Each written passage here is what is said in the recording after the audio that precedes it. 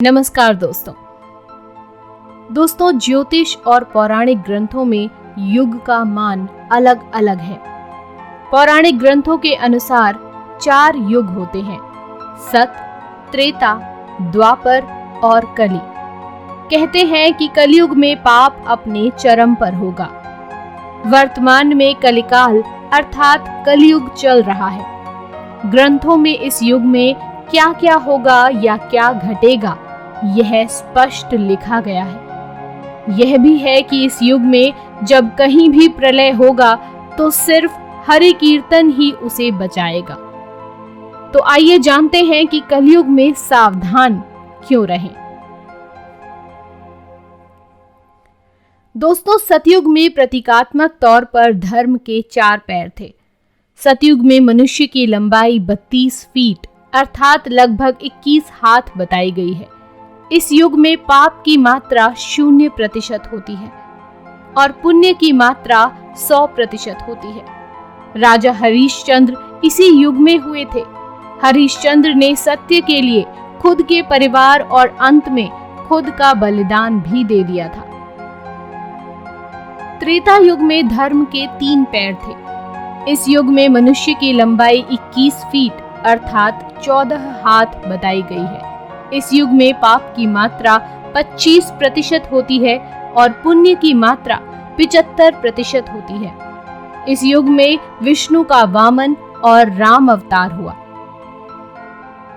असुर राज बाली ने 3 पग में धरती दान कर दी, जबकि राक्षस राज रावण ने सीता का अपहरण करने के बाद उन्हें छुआ तक नहीं। द्वापर युग में धर्म के 2 पैर ही रहे। इस युग में मनुष्य की लंबाई 11 फीट अर्थात 7 हाथ बताई गई है।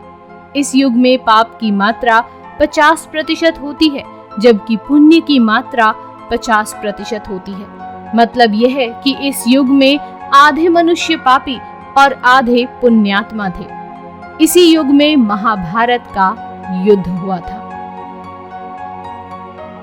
अब बात करते हैं कलयुग की। दोस्तों, द्वापर में 2 पैर और अब कलिकाल में धर्म के पैरों का कोई नामो निशान नहीं है। धर्म अब पंगु बन गया है। इस युग में मनुष्य की औसत लंबाई 5 फीट 5 इंच अर्थात लगभग 3.5 हाथ बताई गई है। इस युग में धर्म का सिर्फ 1/4 अंश ही रह जाता है। इस युग में पाप की मात्रा 75% होती है, जबकि पुण्य की मात्रा 25% होती है।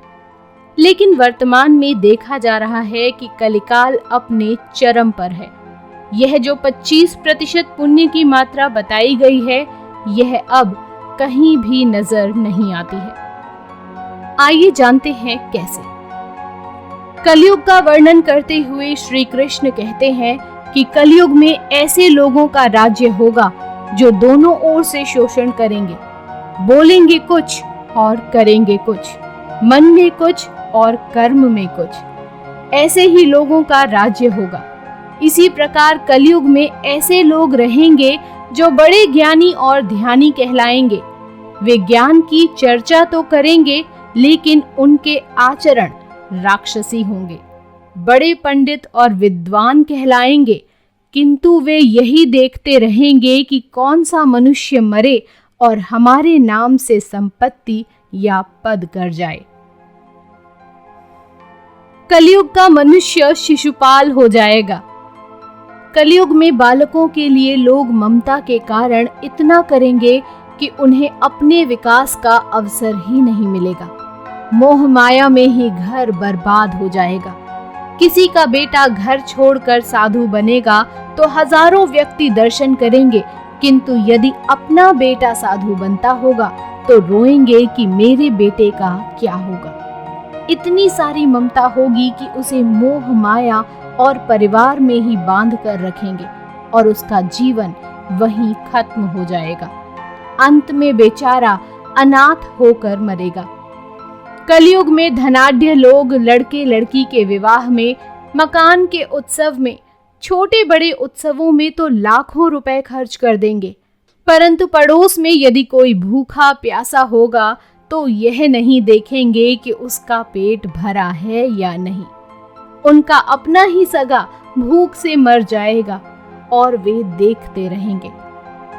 दूसरी ओर मौज, मदिरा, मांस भक्षण, सुंदरता और व्यसन में पैसे उड़ा देंगे, किंतु किसी के दो आंसू पोंछने में उनकी रुचि न होगी।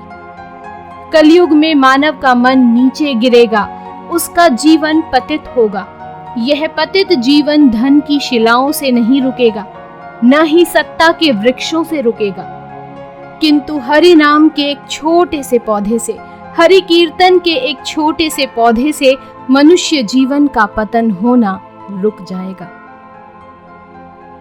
दोस्तों, पुराणकार मानते हैं कि जैसे जैसे कलयुग आगे बढ़ेगा, वैसे वैसे भारत की गद्दी पर वेद विरोधी लोगों का शासन होने लगेगा। ये ऐसे लोग होंगे जो जनता से झूठ बोलेंगे और अपने कुतर्कों द्वारा एक दूसरे की आलोचना करेंगे, और जिनका कोई धर्म नहीं होगा वे सभी विधर्मी होंगे। वे सभी मिलकर भारत को तोड़ेंगे और अंततः भारत को एक अराजक भूमि बनाकर छोड़ देंगे। ज्यों-ज्यों घोर कलयुग आता जाएगा, त्यों-त्यों अपनी तुच्छ बुद्धि को ही शाश्वत समझकर कुछ मूर्ख ईश्वर की तथा धर्म ग्रंथों की प्रामाणिकता मांगने का दुस्साहस करेंगे। इसका अर्थ है कि उनके पाप जोर मार रहे हैं। जब सभी वेदों को छोड़कर संस्कार शून्य हो जाएंगे, तब सबके सब राजा आचार विचार में म्लेच्छ प्राय होंगे। वे सब एक ही समय में भिन्न भिन्न प्रांतों में राज करेंगे।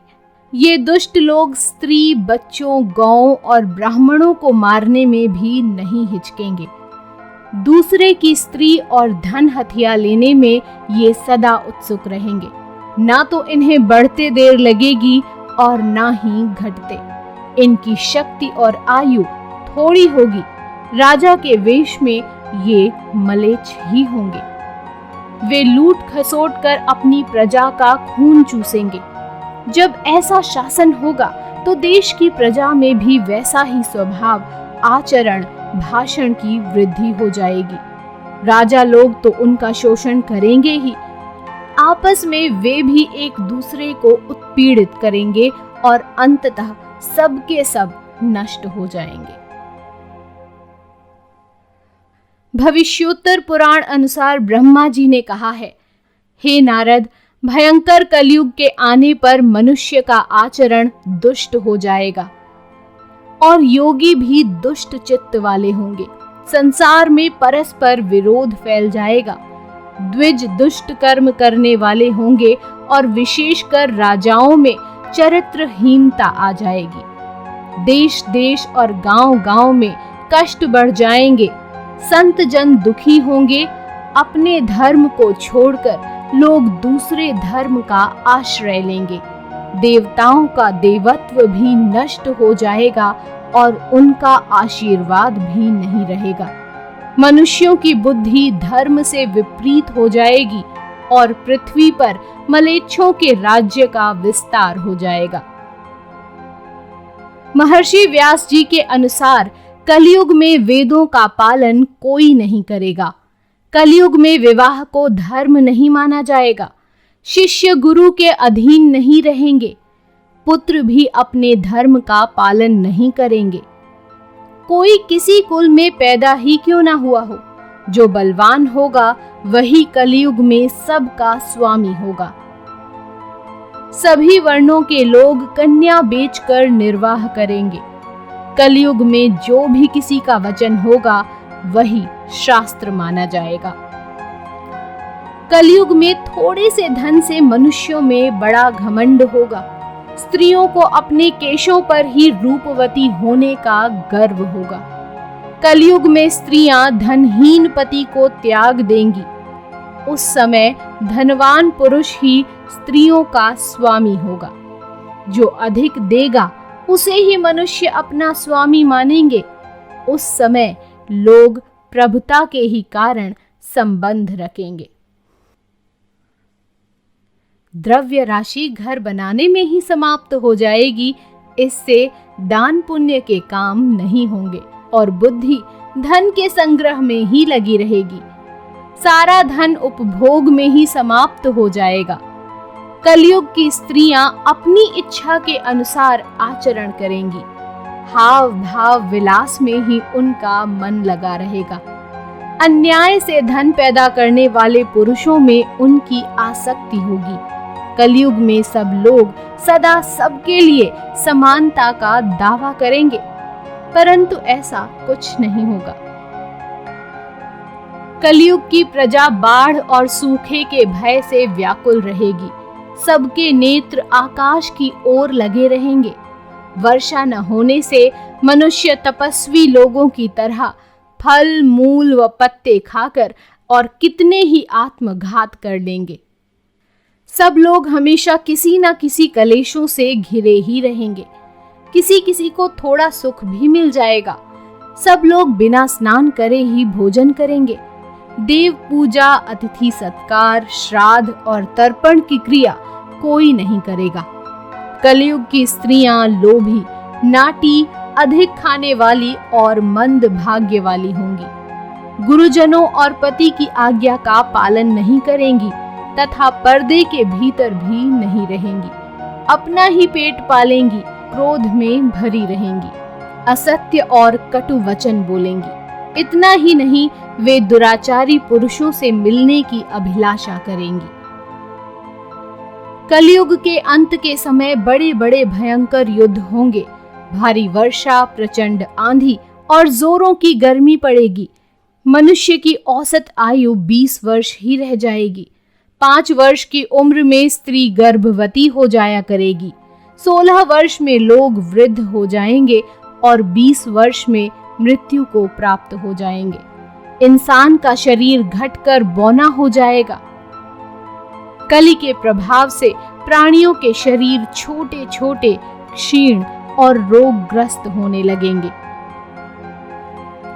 अंत में इस घोर कलिकाल से बचने का एकमात्र तरीका यह है कि व्यक्ति को वेदों की ओर लौट आना चाहिए और हर समय हरि कीर्तन करके खुद को सुरक्षित रखना चाहिए।